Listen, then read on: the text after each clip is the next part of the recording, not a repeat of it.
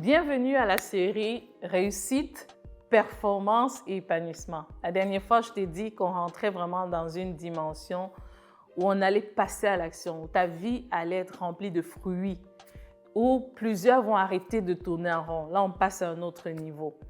On va vivre une série très pratique. Aujourd'hui, on rentre en plein là-dedans. Et aujourd'hui, je vais te montrer comment clarifier ta vision.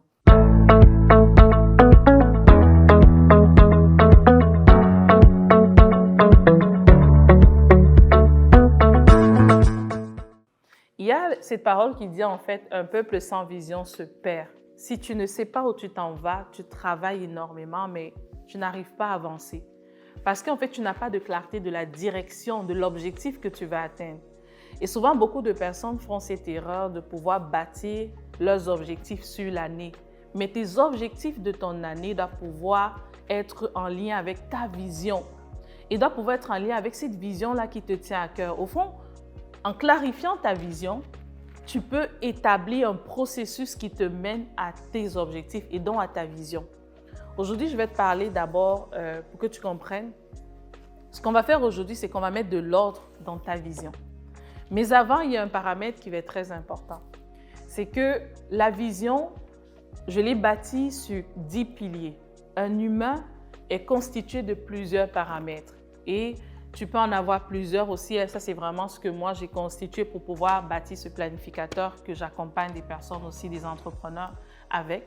C'est que lorsque tu as une personne, il est d'abord esprit. Il a une vie spirituelle parce que nous sommes des esprits possédant une âme habitant dans un corps. Donc, une dimension spirituelle qui est très importante. C'est pour ça que tu vas voir des livres comme « Réfléchissez et devenir riche ». Il n'a pas mis l'accent sur le fait, il a mis beaucoup la dimension mentale et spirituelle en place. Et les entrepreneurs aussi qui vivent une croissance incroyable vont toujours te parler de mindset et autres. C'est parce que notre dimension spirituelle est extrêmement importante dans nos accomplissements. Le deuxième pilier, lorsque tu as un humain, tu as vraiment la vie personnelle de cette personne. Quand on parle de vie personnelle, on parle vraiment du corps, de soi. Et là, j'insiste vraiment sur soi. Il ne s'agit pas des autres. Donc, j'ai ma vie spirituelle, j'ai ma vie personnelle. Après ma vie personnelle, j'ai vraiment ma vie de couple. Pour ceux qui sont en couple ou ceux qui sont en relation. Parce que quand je me lève le matin, qui est-ce que je vois? Je vois mon partenaire, je vois ma partenaire. Donc, c'est mon troisième pilier. À côté de ça, tu as ta vie familiale, fait que tu as tes enfants. Parce que quand tu sors de ta maison, de ta chambre, qu'est-ce que tu vois après? Tu vois ta famille, tu vois tes enfants. Et par la suite, tu as ta vie professionnelle, tu as tes finances parce que les finances sont un aspect extrêmement important par rapport à l'épanouissement. Ça ne donne pas le bonheur, mais ça concourt au bonheur. Parce que je ne pense pas que tu as envie d'avoir faim ou de dépendre des personnes. Donc, ta dimension financière en tant que personne et entrepreneur est extrêmement importante. C'est important que tu puisses y veiller. Ensuite, tu as tes relations. Tu as tes relations sociales. Je mets à l'intérieur tes amis. Je mets à l'intérieur vraiment tout ton réseau. Et aussi même, tu peux l'intégrer aussi avec ta famille, ta grande famille, ta belle famille. Donc, tout ça à l'intérieur de la dimension sociale. Par la suite, tu as aussi ta vie bénévole, il faut servir, il faut s'impliquer dans la société, il faut redonner. Parce que lorsqu'on redonne, il y a une puissance en termes de croissance qui se met en branle. Et aussi, tu as la dimension environnementale. On le dit, nous sommes influencés par nos 5 sens. Ce que je vois, ce que j'entends, ce que je touche et autres. Donc, là où je vis, en termes de lieu, a un impact direct avec ma réussite, un impact direct avec ma croissance, avec mon développement. Si mon environnement, j'ai été complètement habituée à la souffrance et à la pauvreté, à la douleur, même si on me dit qu'il y a des bonnes choses à l'extérieur, je ne vais pas croire parce que je vais dire, mais non, je sais, ça n'existe pas, c'est simplement ce que je vois. Donc, c'est très important de pouvoir comprendre ça. Et enfin, un pilier que je dis qu'il faut tout le temps mettre en place, c'est vraiment le pilier de croissance. Et que je vais te montrer aussi, on va établir ta vision là-dessus. Et dans la dimension de croissance, c'est vraiment qu'est-ce que tu auras développé ou acquis. Donc, c'est vraiment des acquis que tu vas développer au fil du temps ou des années. Ça, c'est le premier point. Deuxième point qui va être important, c'est quoi la vision? Donc, avant que je ne t'explique, c'est important que tu puisses clarifier clairement c'est quoi la vision. Quand on parle de vision, je l'ai dit un peu dans plusieurs vidéos au niveau des affaires. Donc aujourd'hui, je vais le dire pour ta vie personnelle. Quand tu parles de vision, c'est vraiment, admettons, et je fais cet exercice, fais-le avec moi ou fais-le plus tard. Admettons, tu te fermes les yeux puis tu t'imagines vraiment avoir accompli ta vie de façon, je dis, avec une plénitude incroyable. Admettons, on te met, tu te projettes dans ces dimensions et tu as ce soupir de dire, je me suis réalisée, je me sens au bon endroit, à la bonne place, je me suis accomplie. La vision est un état d'accomplissement parfait, cette plénitude-là que tu recherches. Et pour pouvoir l'éclaircir, un des exercices qui est très, très bon là-dessus, c'est vraiment l'exercice de la visualisation. Ce que je fais souvent avec des entrepreneurs, que je vais t'inviter à le faire, c'est vraiment qu'ils ferment les yeux, qu'ils respirent et je leur pose des questions pour dire, admettons, je te projette dans tel nombre d'années et que tu t'es accompli, à quoi ressemble cette vie-là? Et ce, dans plusieurs piliers qu'on va voir tantôt. Et là, ils disent, puis ils ont ce soupir et 99% pleurent toujours.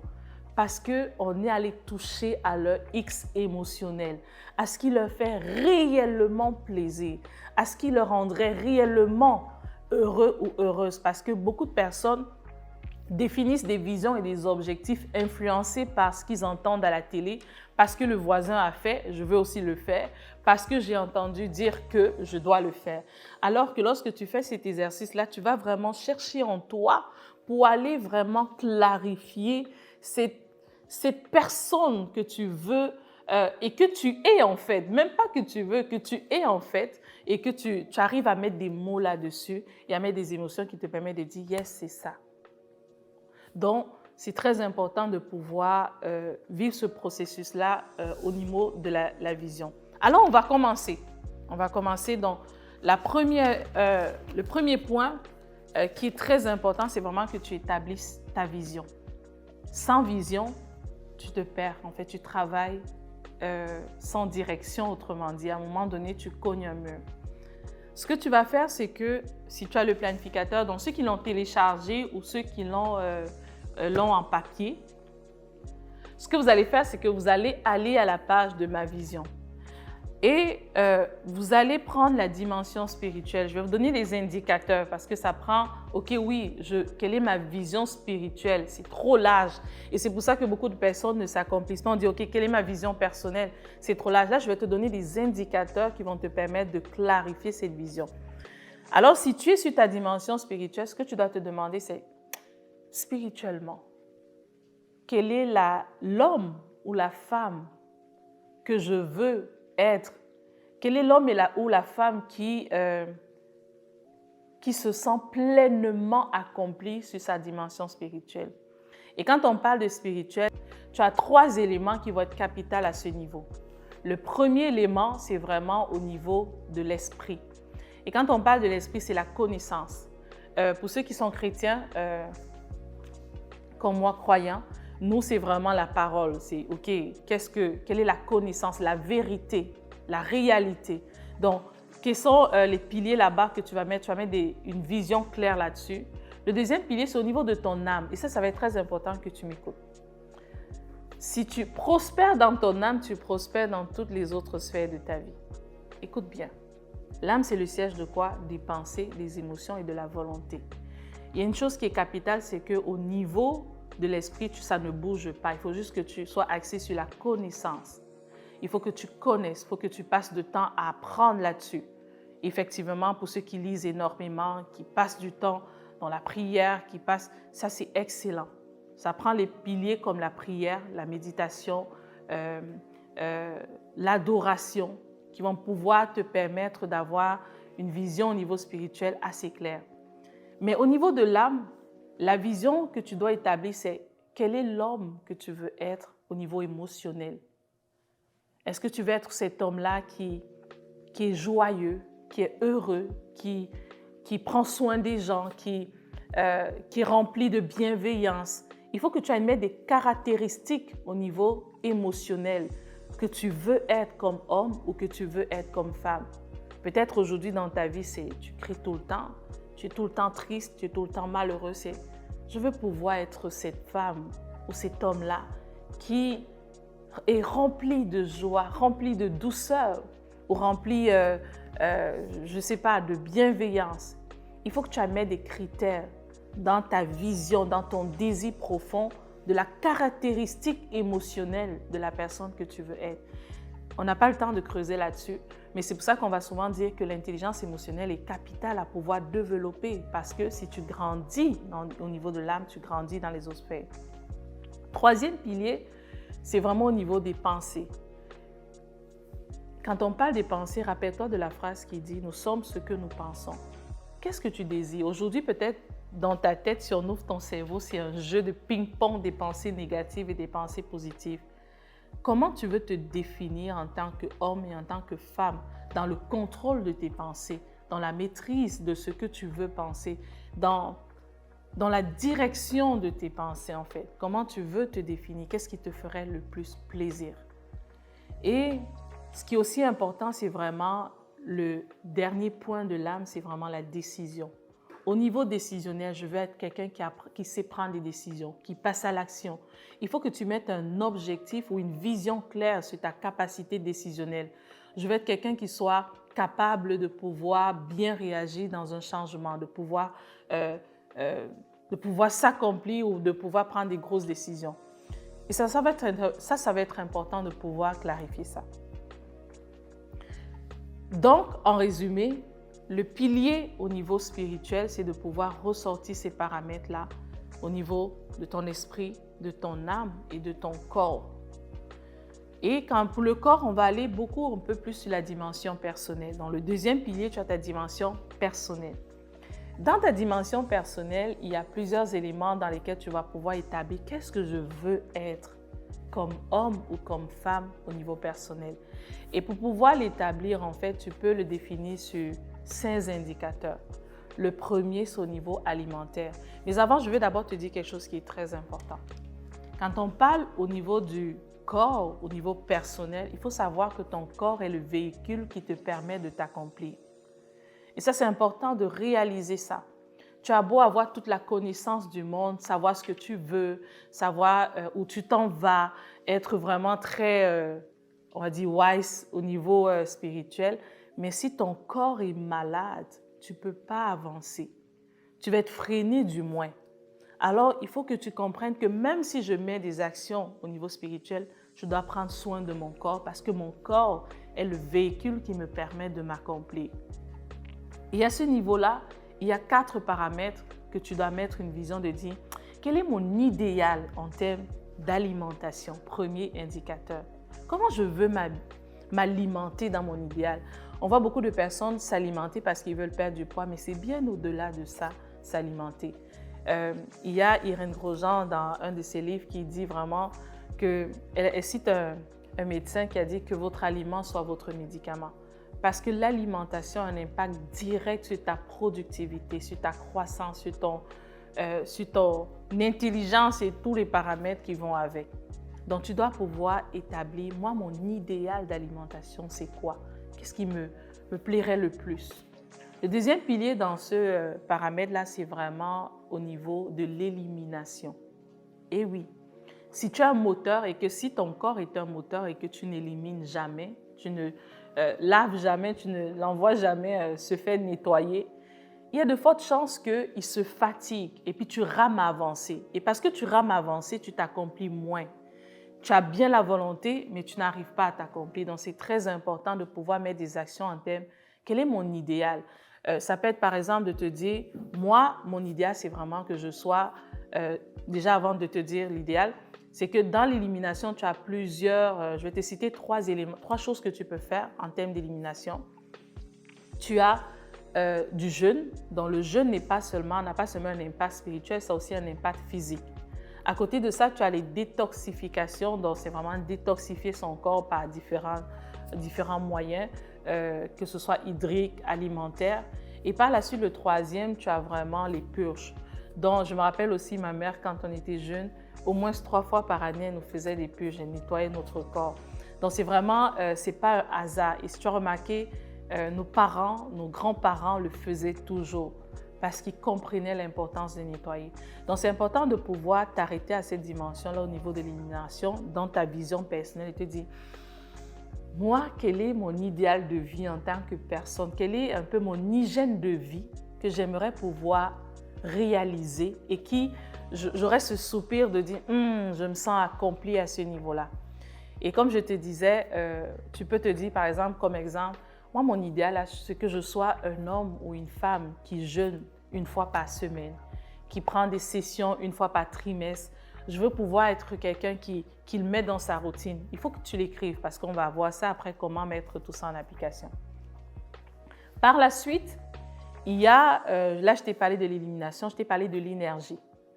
Pour s'accomplir, avec la vision que tu as besoin d'énergie. Tu as besoin d'énergie. Quand on dit aux gens, faites du sport, ce n'est pas, on ne le dit pas pour le dire, c'est parce que c'est un élément qui nous est capital dans notre accomplissement. Donc, dans l'énergie, c'est de te dire, quel est mon idéal en termes de production, d'avoir un peu plus d'énergie. Ça peut être au niveau du sport, ça peut être au niveau de la marche, de la danse, mais il faut que tu fasses des activités qui vont te permettre de te produire de l'énergie parce que tu en auras besoin pour ton accomplissement. Et à ce niveau-là, c'est vraiment te dire quel est ton idéal. Aujourd'hui, peut-être tu ne fais pas de sport, rien du tout, mais pour toi, quel serait ton idéal? Où tu dirais, ouais, c'est ça que je veux faire. C'est ça. Et puis le dernier, c'est vraiment le plaisir. Quand je parle de plaisir, souvent on va demander aux gens, je demande souvent aux personnes, qu'est-ce que tu fais qui te fait plaisir? Puis il y a très peu de personnes, c'est bizarre à dire là, qui ont développé cette dimension-là. En fait, ils travaillent, puis ils travaillent, et ils se reposent, ils dorment, et parfois ils lisent un peu, ils regardent la télé. Mais qu'est-ce qui réjouit ton âme? Où tu restes, tu fais, ah, je suis content, je suis contente. Moi, par exemple, aller marcher dans les lieux nature, là, la forêt, les sentiers pédestres, ça me fait un bien fou. Donc, quand je veux me ressourcer, là, je fais des choses qui me font du bien. J'aime la musique classique. Donc, il faut pouvoir aller creuser pour voir quelles sont des choses qui te réjouissent pleinement. Parce que tout ça contribue à ton épanouissement, à ta réussite et à ta performance. Donc, on a fini le deuxième pilier. Troisième pilier, il faut que tu établisses ta vision de te dire qu'est-ce que je veux au niveau de ton couple. Autant le couple que les affaires, que dans n'importe quel aspect, quand on ne sait pas qu'est-ce qu'on veut, on fait parfois beaucoup d'erreurs. Parfois même, on fait du mal à l'autre ou on se fait du mal parce qu'on n'a pas de clarté dans qu'est-ce que j'attends de mon partenaire et qu'est-ce que mon partenaire attend de moi. Quand on veut s'accomplir comme entrepreneur, comme personne, il faut mettre de l'ordre dans tous ces aspects-là. Parce que tous ces aspects influencent la personne qui se réalise, la personne que je suis en fait. Et plus il y a de l'harmonie dans chacun de ces aspects, plus je m'accomplis. Alors, je prends ma dimension de couple et là-bas, il y a 4 indicateurs où tu vas pouvoir dire « ça, c'est mon idéal ». Premier indicateur, moi, je dis souvent la spiritualité. Quand je parle de spiritualité, il faut prier, il faut avoir des bonnes pensées, des bonnes paroles, toute la dimension corps, âme et esprit là pour la personne qui accompagne notre vie. Il faut bénir sa vie, il faut le célébrer en privé comme en public. Donc le premier S, c'est vraiment au niveau spirituel. Quel est ton idéal à ce niveau-là? Quels sont les éléments de ce que tu veux bâtir? Le deuxième pilier, en termes d'indicateurs, c'est au niveau du service. Quel est ton idéal en termes de tes attentes et des attentes que tu veux qu'on résout dans ta vie en termes de service? Oh, moi, j'aurais aimé que mon mari fasse ça pour moi. Moi, j'aimerais faire ça pour lui. J'aimerais le rendre comme ça. J'aimerais la rendre comme ça. Il faut que tu aies une clarté de ce que tu veux. Sinon, tu vas avancer comme ça et tu vas faire des erreurs, mais pourtant, au fond de toi, ce n'est pas volontaire. Donc, qu'est-ce que tu veux à la dimension du deuxième S qui est le service? Prendre soin de l'autre, être une source de bénédiction pour l'autre, être une source de joie pour l'autre. Il faut que tu puisses l'établir. Puis je vais faire une pause ici. Ça va être très important que ce qu'on est en train de faire, c'est pour toi. Donc, il ne faut pas le dire à ton mari ou à ta femme, « Et il faut écouter pour le faire pour moi ». C'est ta transformation à toi. C'est ton rôle à toi. C'est vraiment pour toi. c'est ton développement. Donc, il y a une entrepreneur justement qu'on a accompagnée et qui a suivi un peu ce processus-là. Elle était au bord du divorce, elle est entrepreneur, fait que quand on parlait, on n'était même pas au courant parce que c'était en groupe. Elle était au bord du divorce. Et j'ai précisé encore cette information-là. Ce que tu vis, ce n'est pas pour l'autre, c'est pour toi, c'est ta transformation. Et ce qui s'est fait, c'est qu'elle s'est vraiment ramenée dans la dimension d'être cette source de bénédiction, cette source qui donne, qui fait du bien à son mari, à son conjoint. Et elle a dit en fait, pendant une de nos rencontres, elle m'a dit, peut-être tu ne savais pas ce que j'étais en train de vivre à ce moment-là. J'étais au bord du divorce et j'ai commencé simplement à lui faire du bien, à me faire du bien et à lui faire du bien. À ne pas attendre seulement qu'il fasse des actions pour moi. Et il a complètement changé. Lui, il a complètement changé. Pourtant, ne venez pas le faire, en fait, pour qu'il change. Donc, c'est important que dans ces dimensions, surtout du couple, s'il vous plaît, messieurs et madame, on ne va pas le faire pour l'autre. On prend la décision de reprendre le contrôle de sa vie et de prendre des actions pour faire des choses et non l'autre. Ça va être très important. Dans le deuxième S, c'est vraiment le service.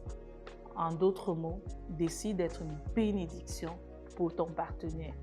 Et ce qu'on sème, on le récolte. Ça, c'est sûr et certain. Sans rien attendre. Décide juste d'être bien. Et décide que ton bonheur ne dépende pas de sa réaction. Ça va aussi être très important. C'est très important, ce pilier. Troisième pilier, ou troisième indicateur que tu dois pouvoir dire, quel est mon idéal dans ma dimension de couple? En termes d'indicateurs, c'est vraiment au niveau de la vie sexuelle. Quand on parle de l'épanouissement sexuel, il y a un impact direct sur l'épanouissement des partenaires. Donc, c'est très important aussi de pouvoir clarifier quelle est ta vision, qu'est-ce que tu désires dans cette dimension-là, qu'est-ce qui te réjouit le plus, qu'est-ce que tu veux vivre dans cette dimension, parce que après, tu vas mettre des actions, ne t'inquiète pas. Mais il faut d'abord que tu saches quel est ton cœur par rapport à ça. OK? Et enfin, le quatrième point, c'est vraiment le temps passé ensemble. Qu'est-ce que tu souhaiterais? Et c'est important de savoir que quand on bâtit une vision, ça c'est vraiment important. Il ne faut pas que tu te dises, ah mais pour le moment, ça ne va pas. Non, non, non, tu oublies toute ta vie extérieure et là tu parles de ton idéal et rien que de ton idéal.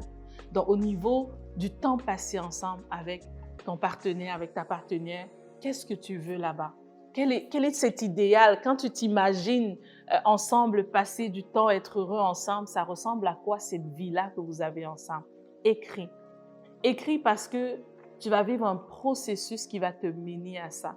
Je ne te parle pas de théorie, comme je te dis, il y a des personnes qui le vivent, que nous avons accompagnées, donc c'est du pratico-pratique. Par la suite, on a la dimension familiale. Dans la dimension familiale, on inclut vraiment la dimension des enfants. On va mettre un accent un peu plus sur la famille, les enfants. Et dans cette dimension-là, ce que tu dois faire, il y a plusieurs piliers. Tu vas parler de ton idéal en termes de sécurité, si tu es sûrement parent, que tu offres à tes enfants. Quel est le parent que tu veux être en termes idéal? Comment tu te définis de façon idéale comme parent? Et c'est important, écris. Même s'il n'y a pas suffisamment de place dans le planificateur de Bernadette, ce que tu vas faire, c'est que tu prends une feuille à côté. Moi, comme parent, voilà comment je me définis. Voilà mon idéal de parent que j'aspire à être. C'est très important. Parce que si tu as une clarté du profil de parent que tu veux être, peu importe à quelle étape tu es, tu vas y arriver. Parce que tu vas mettre des actions en place. Mais si tu ne sais pas quel type de parent tu es, tu vas juste réagir à la vie et non d'agir. En fait, tu as perdu simplement le contrôle. Deuxième point, et ça c'est vraiment très important, il y a la dimension de la sécurité émotionnelle. On a fait dernièrement un webinaire, il y avait une personne qui a fait une formation sur les blessures intérieures. Et ça a été surprenant à quel point la majorité des blessures intérieures viennent de l'enfance. Il y a des personnes qui pleuraient parce qu'ils ont été blessés à l'enfance, parce qu'ils ont été blessés par leurs parents, blessés par leurs frères, blessés par un oncle, blessés par leur entourage. Alors, dans la dimension de la famille, il faut pouvoir viser un équilibre émotionnel. De façon consciente, tu veux que ta famille vive quel type d'ambiance émotionnelle, quel type d'épanouissement émotionnel. Donc, c'est important de pouvoir, et c'est pour ça que ça va t'aider un peu à fixer un peu des règles de ta famille, ou plutôt, j'ai envie de dire un peu des principes de ta famille. Moi, dans ma famille, voilà ce qui est important. C'est important qu'on soit en joie, c'est important qu'on soit en paix, c'est important qu'on soit capable de se parler, d'absorber la critique, de donner son point de vue. Donc, il faut que tu ailles mettre un élément, une clarté de dire quel est ton idéal à ce point-là. Un autre point aussi, dans la dimension familiale toujours, que tu dois absolument mettre, c'est vraiment la réussite. Je pense qu'aucun parent ne veut voir ses enfants demain venir cogner à sa porte parce qu'il n'a pas d'emploi, parce qu'il n'a pas de quoi manger. Alors, il faut être intentionnel, comme dans les autres piliers, dans sa dimension familiale. Il faut se dire, et j'ai envie de dire, écouter aussi l'enfant, comprendre son développement, comprendre aussi ses capacités, pourquoi pas faire aussi son test de personnalité, mais vraiment accompagner l'enfant à ce qu'il se réalise pleinement, à ce qu'il soit un adulte autonome, il soit un adulte libre, heureux demain. Et quand on parle de réussite, c'est vraiment d'englober tout ça, la dimension d'accompagnement de l'enfant. Alors, ce que tu peux faire, c'est de prendre chacun de tes enfants. Si tu en as plusieurs comme moi, tu prends plusieurs feuilles. Alors, tu prends chacun de tes enfants et tu prends le temps pour voir cet enfant, qui est-il? Bon, c'est ça, qui est-il? Qu'est-ce que je dois faire par rapport à qui il est pour l'accompagner à s'accomplir? Quelles sont les capacités dont il doit développer, dont je dois l'aider? Quels sont les éléments dont je dois l'encourager? Il faut que tu puisses avoir une clarté du portrait familial que tu veux pouvoir construire. Ça va être très important pour la suite et ça va te permettre, comme je t'ai dit, d'avoir cette vision idéale. On va mettre des actions en place. Sois pas pressé. Ensuite, tu as ta dimension professionnelle. Et là, je vais parler des entrepreneurs puis des gens qui sont dans la vie professionnelle. On ne va pas rentrer beaucoup en détail parce que ça, c'est tout un autre gros module. Mais comme je vous ai dit, ça, c'est tout un programme. On le détaille vraiment dans le programme d'accompagnement en leadership personnel. Mais ici, je veux vraiment que vous commenciez à vous mettre en pratique là-dessus. Si vous avez besoin de plus d'informations, vous avez juste à m'écrire. Ça me fera plaisir de vous guider là-dessus. Le deuxième pilier, ou plutôt le 1, 2, 3, 4, 5e pilier, c'est vraiment au niveau professionnel. Donc, ce que tu vas faire, c'est que tu prends, si tu es entrepreneur, il faut que tu fasses un plan stratégique. On ne va pas rentrer en détail. C'est capital. Fais un plan stratégique de ton entreprise pour avoir une clarté de dire, j'emmène mon entreprise où? Je m'en vais où avec? Qu'est-ce que je veux bâtir avec? Tu vas pouvoir répondre à toutes ces questions-là dans le plan stratégique. D'un autre côté, si tu es professionnel, quel est ton plan de carrière? Quel est l'homme carriériste ou la femme carriériste que tu veux bâtir? Puis c'est correct de pouvoir aussi vivre les deux. Moi, je connais des entrepreneurs qui performent tant au niveau professionnel qu'au niveau entrepreneurial, qui ont leur entreprise, mais qui sont en même temps des employés. Mais il faut que dans les deux bords, tu puisses mettre de l'ordre. Quel est ton plan au niveau stratégique, professionnel de ton entreprise? Quel est ton plan au niveau professionnel de ta dimension d'employé? Mais ce pilier-là ne doit pas rester vide parce que c'est ce qui te produit, en fait, de quoi vivre. Donc, c'est très important que tu puisses avoir une clarté. Et la dimension professionnelle est la source aussi de beaucoup de douleurs et de défis de personnes. Mais parce qu'on avance comme ça, en fait. Il faut que tu mettes une clarté sur ce pilier-là qui va vraiment te permettre de pouvoir avancer avec assurance, je te dirais. Le 6e pilier, c'est vraiment la dimension sociale. Et quand on parle de dimension sociale, on parle vraiment, vous pouvez classer 3 éléments à l'intérieur. Donc, il y a vos amis, et ça, c'est vraiment très important, c'est qu'est-ce que vous voulez dans l'amitié? Qu'est-ce que vous recherchez en amitié? Quel est votre idéal en termes de réseau d'amis, en termes de nombre, en termes de qualité d'amis, en termes de valeur d'amis? Je me rappelle une personne qui disait, moi, c'est important que mes amis soient des entrepreneurs parce que je n'ai pas beaucoup de temps à l'extérieur. Alors, j'aimerais qu'on puisse partager des sujets ensemble, on puisse s'encourager à performer. Une autre personne m'a dit, moi, j'aimerais que mes amis, en fait, soient absolument chrétiens et que ce soit des amis en mode famille et non pas des amis individuels parce que j'ai besoin de cet équilibre-là. Il faut pouvoir clarifier qu'est-ce que vous attendez de l'amitié, quelle est votre dimension amicale idéale et de pouvoir, et on va mettre de l'ordre là-dessus, vraiment de rechercher, d'avoir une clarté à ce niveau-là. Par la suite, c'est au niveau de votre famille en tant que famille, frères, sœurs, cousins et tout ce qui va avec.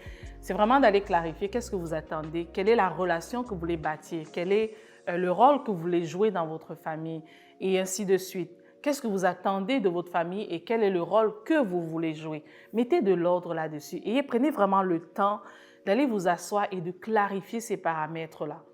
Pareil, au niveau de votre belle famille, si jamais vous êtes en couple, allez mettre de l'ordre là-dessus. Votre belle famille représente quoi pour vous? Quel est le rôle que vous voulez jouer dans votre belle famille? Quelle est la relation que vous voulez entretenir? Quelles sont ces relations-là qui vous rendraient très heureux ou très heureuse en fait? Donc, il faudrait que tu ailles vraiment mettre de l'ordre là-dedans avec vraiment une clarté le plus possible. Et rappelle-toi, ce qui doit diriger ces informations-là, c'est vraiment quelque chose qui te réjouit, qui te garde dans la paix, qui te garde dans la joie, qui te garde dans l'épanouissement en fait. Donc, c'est très important que les émotions qui guident tes choix soient très reliées à ces paramètres-là. Et comme je t'ai dit, tu peux le faire avec une personne que tu connais ou tu peux joindre notre équipe. Ça nous fera plaisir de t'accompagner. Mais quand tu vas le faire, en fait, ce qui est important, c'est creuse là-dessus. Fais comme un brainstorming quasiment de qu'est-ce qui me réjouirait au niveau de mes relations sociales. Je vais avec le 7e point. C'est vraiment la vie de service. Pour ma part, et ça c'est vraiment très propre à moi, je trouve que tout le monde devrait servir. Tout le monde devrait donner un peu de temps pour un bénévolat, pour un conseil d'administration, aider un orphelin. Ça c'est moi. Mais c'est pour ça que je l'ai mis dans l'agenda. C'est correct si tu n'es pas rendu là. Et puis aussi, il y a aussi une question de temps et de saison. Hein. Mais ce qui est sûr, c'est que le service a quelque chose d'assez puissant. Lorsqu'on donne, au-delà de recevoir, on se transforme en fait. Et j'encourage vraiment, si tu n'as pas de vision là-dessus, c'est important de pouvoir clarifier. Moi, le service, quel est mon idéal en termes de philanthropie en fait? Il y a cette personne qui disait, moi, mon but, c'est de pouvoir faire des voyages humanitaires une fois par année. C'était ça son but, ce monsieur. Donc, c'est important de pouvoir dire, moi, qu'est-ce qui me réjouirait en fait? Moi, cette personne disait, si je le fais là, je serais hyper heureux de l'avoir accompli. Une fois par année, que j'aille dans des camps humanitaires, de donner de mon temps, de pouvoir contribuer dans la vie d'autres personnes. Et toi, quel est ton besoin? Quel est ton objectif? Qu'est-ce qui te réjouirait le cœur le plus possible au niveau du service, du bénévolat? On continue avec la dimension de l'environnement. Comme je t'ai expliqué dans l'autre vidéo, c'est que la dimension de l'environnement a une influence. On est très influencé par les lieux où on est, mais aussi par l'environnement interne de nos maisons. Ça peut être que tu sois quelqu'un de très désordonné et que tu dis « Ah, moi, mon idéal, c'est que ma maison soit tout le temps propre, ce soit rangé comme ça. J'aimerais habiter dans tel pays, dans tel coin. » Donc, quand tu arrives à la dimension de l'environnement, je veux que tu ailles mettre des critères de « C'est quoi mon idéal en termes de lieu où je veux habiter? C'est quoi mon idéal en termes de ville? En termes de maison, en termes de quartier, en termes de l'interne de ma maison. » Parce que tous ces paramètres influencent la personne que je suis et par conséquent, influencent mon accomplissement. Et je termine avec la dimension de la croissance personnelle. Il faut que tu aies une vision claire de dire qu'est-ce que je veux accomplir, quel est l'homme ou la femme que je veux être au niveau de ma croissance personnelle. Il y a une personne avec qui on travaille, c'est un entrepreneur temps partiel. Cette personne disait en fait, elle disait que elle voudrait en fait que quand dans ces 5 ans, je vais vous faire une précision tantôt, dans son idéal, c'est qu'elle puisse être certifiée avec telle certification, telle chose. Donc, elle va être complètement bilingue. Donc, c'est vraiment les capacités que tu auras développées au courant de ta vie. Donc, c'est vraiment en termes de capacités que tu auras développées au courant de ta vie. Donc, c'est très important de pouvoir aussi avoir une clarté à ce niveau-là. Puis, il y a une précision aussi qui est très importante que je n'ai pas dit au début.